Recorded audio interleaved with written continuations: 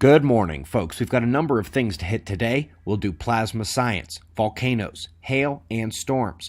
We'll start with our star, as always, over at spaceweathernews.com, and we're seeing a patchy equatorial coronal hole hit central heliographic longitudes. No sunspots or solar flares. And the solar wind is dropping back in intensity. Purple plasma speed on the decline further into calm and quiet range. The coronal hole may provide stronger solar wind impacting later in the week, but for now, geomagnetic conditions are quiet. Biggest earthquake of the last day struck the Aleutian Islands, barely 6 range and in the middle of nowhere. Top weather event on Earth right now is taking on the Philippines. It began last night and will continue through tomorrow morning. Typhoon impact now. Meanwhile, Mongolia, Central Russia, and China are seeing their first snows of the season. They want the snowpack and are pleased. Meanwhile, here, almost 3 weeks shy of the start of winter, we're already way sick of the snow in the west. Some of the places breaking snow records are asinine. Let's begin the science articles looking back in time to the great September 2017 solar flares. Picking out the departing shot over the limb, they noticed a plasma sheet forming outward from the flare. We can easily go back and pull that footage, no need for still photos. Really shows you how such seemingly chaotic explosions do impart some form of order in doing so. Speaking of plasma sheets, up next, folks, we have 2 studies looking into the field-aligned currents, Birkeland currents, Birkeland plasma sheets, and this is where the solar wind plasma funnels down towards the atmosphere at the polar regions. It is critical they fully understand these electrodynamic actions at our planet, because this is how a tremendous amount of the solar energy we receive actually arrives. It has full integration potential with the atmosphere due to geomagnetic processes, geoelectric circuit dynamics, and the general want for the westward circumpolar current to have indirect effects to lower latitudes. Up next is a State of the Science paper on hail, sort of. Apart from knowing it's made from ice and that they tend to form in certain weather conditions, the mechanics are a mystery. And interestingly, the existing mysteries expressed in this work seem to have an answer belied by these authors' choices of review literature.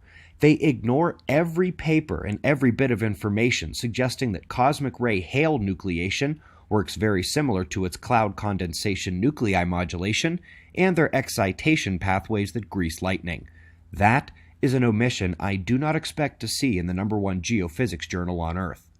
Up next, the Chandler wobble, the instability of Earth's spin that makes our tilt slightly unstable, also causes a tide, as you might imagine. It's called the pole tide.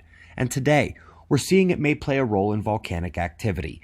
And this makes sense since their timelines range from daily to multi-annual, and since such tides would also be seen in the mantle pressure against the crust above over longer time frames than lunar tides. This does make perfect sense. Coming back to cosmic rays for just a moment, and we're picking out just one particle, the positron. It's the positive version of the electron. It has the electron's tiny size, despite having the full charge of a larger proton. They say that while much of the spectrum can be explained, it's the highest energy events that seem to hint at new physics, not currently considered in astrophysics and cosmology, a mystery. The study hit on the emission from molecular cloud interactions, and speaking of those large, vast structures, in the presence of magnetic fields, tiny particles get accelerated and can produce radio waves. The radio wave background of the heavens is simply too strong to be the result of the things to which we currently prescribe blame. Another mystery. From 2 unexplainables to an explanation too far. Let me summarize this paper for you. Are you ready? Dark energy is real. Trust us. Direct detections of this dark energy are unfortunately impossible. But trust us, it's there. Where's my grant money? Moving on to the top story where we finally stop poking fun and recognize greatness. In their work on what could be described as the fine detail structure of massively enormous cosmic filaments, they have found that the striations are actually long, thin sheets twisted around the magnetic field lines. Plasma sheets, with higher density filaments forming parallel to the magnetic fields. Right-hand rule. Welcome to the electromagnetic plasma universe.